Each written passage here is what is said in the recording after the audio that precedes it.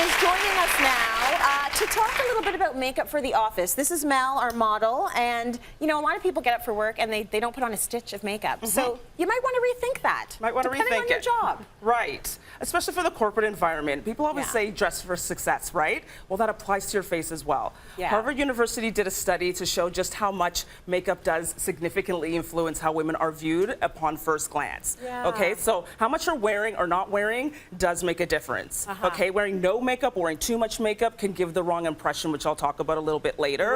Right. But because you don't want to be party girl. You don't want to be party girl, but you don't want to be barefaced either. And I know some people don't want to hear that, but it's the truth. You want to strike that balance right in the middle and put on just enough to be pretty and professional. Okay. Yeah, that makes sense. What you want to do is start off and conceal the deal, okay? Concealer is your first line of defense to doing a perfect makeup. Okay? So no matter where you're putting concealer on the face, you want to make sure that you do a stippling effect like this. The stippling effect, which is just dabbing, it's the best way to conceal anything that you're covering. And then you want to blend out the edges like this. You don't want to do the sweeping motion like this because all you're doing is removing the makeup. Oh, got it. So the skin, you want a fresh palette? Exactly.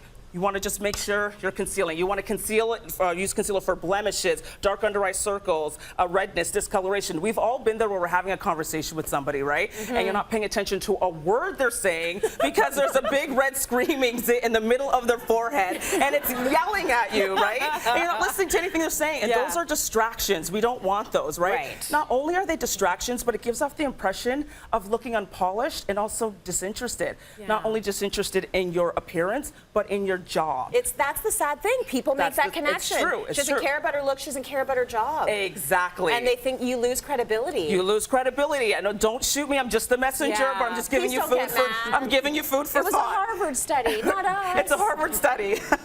Okay, so you've got the concealer on. You got the concealer on. The next step is foundation, which to me is the most important step because it's the canvas, right? It evens everything out. You want to invest in a foundation brush like this. It's going to give you a nice sheer, even application. You always want to go in a downward stroke like this. Downward strokes because you want the makeup to sit on top of the skin. Whenever you want something to go into your skin, like lotions and skincare, you want to go in an upward motion, but we're going to go in a downward motion.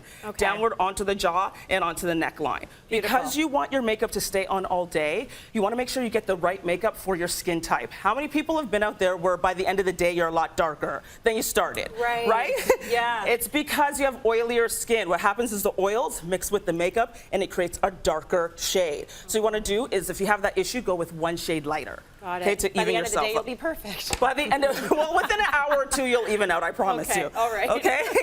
Eyeshadow's not necessary for corporate. I say skip it. Good. You don't need to do it. If you are going to do it, just stay away from electric blues and things like that. No one's going to take you seriously. Less time in the morning. You want to make sure you line and define, though. That's a must, okay? So especially if you wear glasses because you're going to lose the definition in your eye. You can use pencils. You can use liquid liners. I'm using a pencil here, which is a little bit more natural looking, okay? Make sure you want to stay away from anything that's too black around the eyes because it gives the impression of wearing too much makeup. And the studies show if you're wearing too much makeup, people think you're kind of vain or that you're not. Yeah, but we are. Well, we are. But we don't have to show that. Yeah, we don't have to show that. You just want to make sure that you're walking in the door and you're gaining confidence from the people. They're listening to what you're saying and not paying attention to your makeup and looking at how you did your smoky eye. You don't want people paying attention to that. Okay. Mascara's a must. Always do mascara. That's a must. If you can only do one thing on the face and you have 5 seconds, do a lip color. I agree. Stay away from things that are too bright or too dark because they're also give the impression of looking like you're wearing too much makeup. Stay with neutrals. You can go with a power red with which is what I did today.